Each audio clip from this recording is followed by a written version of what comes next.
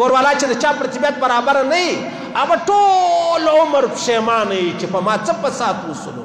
حضرت عمر فاروق فرمایي رضی الله تعالی عنه وایي د کفر څخه مابعد، کفر خو نو ډېر بد دی، د کفر څخه مابعد تر ټولو بدترین شی د انسان بیکاره کوروالا ده.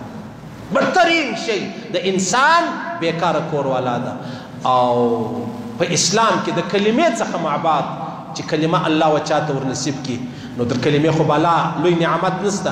د کلمې څخه مابعد تر ټولو لویه ښه خبره لوی نعمت دا دی چې یو چاته الله داسې کوروالا ورکړي چې هغه د مزاج مطابق یې او دا ډېرې کمې پیدا کېږي. د مزاج مطابق دا ډېرې کمې پیدا کېږي.